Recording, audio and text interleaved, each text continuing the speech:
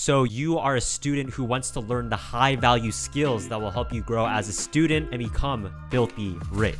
Now, the skills that I'm about to mention to you will not only make you more attractive to employers, but will elevate your personal skills, and your time is valuable, so let's not waste a single extra second. One of the most powerful skills that you can learn as a student is programming and software development. Now, even if you're not in the CS field, programming is an amazing skill that you should learn regardless. Sure, programming is great if you're trying to get a job in the tech industry, but for the rest of us, you should learn it for two main reasons. And these are that you're a problem solver and your time is valuable. One of the most incredible uses of programming is its use in automation, which is having a computer do small and menial tasks for you. Now, I was once in a situation where I had to transfer hundreds of files from one folder on my computer to another. And while most people would do this manually by hand and waste an hour of their day, those of us who think like coders would create a program to do all of the hard work for us. Now, the reality is that any problem that you have could usually be solved by creating your own program or app to do all of the hard work for you and save you so much time. And learning how to program will display your ability to think critically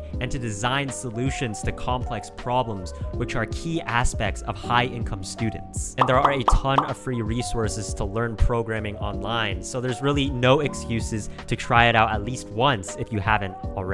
Now, the next skill that every student should learn is mastering the art of storytelling. Now, I don't mean telling stories like some preschool teacher. I'm talking about the ability to craft compelling narratives that can influence the minds of millions and compel them to do the specific actions that you want. Now, people often think that being a good public speaker is the same as being a good storyteller, but this is simply not true. And if you've ever watched a TED Talk, you'll know what I'm talking about. Being a good public speaker is the ability to seem confident in front of a crowd and to get your points across. But being a good storyteller is not just when you seem confident and can get your points across. It's when you can interweave your thoughts within a compelling narrative to influence the masses. Since humans are driven by good stories that are packed full of emotion, the applications of being a great storyteller are limitless. Whether you're explaining your experiences as an ideal candidate for a job, creating a persuasive stance in your school essays, or selling a product for your business, stories are everywhere and shape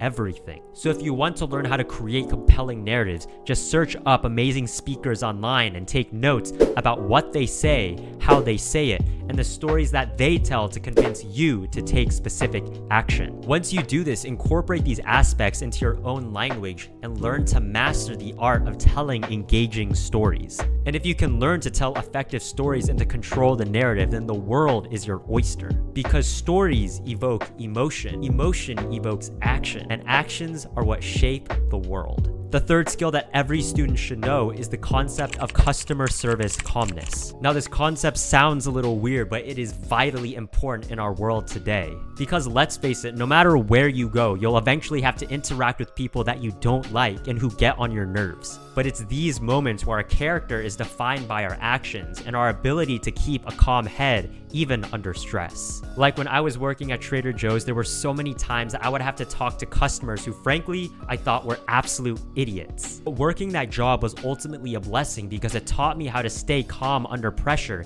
and keep my emotions in check even if I was ticked off on the inside. And in situations like an interview, thinking rationally even when you're under a lot of stress will do you wonders in the long run. Now, you can improve these skills by joining debate clubs at your school or organizations like Toastmasters. And this will enhance your ability to think more quickly on your feet and enhance your communication skills. Because most times your persuasiveness is not dictated by what you say, but how you say it. Now, the last skill that I'll be covering is project management. Now, most people think that project management is simply just making sure that projects run smoothly, but it is so much more than that. Project management is made up of so many different components like collaboration, leadership, critical thinking, and so much more. To be an effective project manager, you need to be able to plan in advance and to think about things in the big picture. You also need to have incredible time management skills and be able to communicate effectively with those around you to make sure that everyone is on the same page. Now, you might be thinking, how am I supposed to practice project management in real life? And the best way to do this is by doing your own personal projects, maybe even with other people, and learn to manage it effectively. Now, dedicate specific times to your projects and set ambitious ambitious goals for yourself that will help keep you on your toes. And of course, stay adaptable and be willing to improvise and make changes on the fly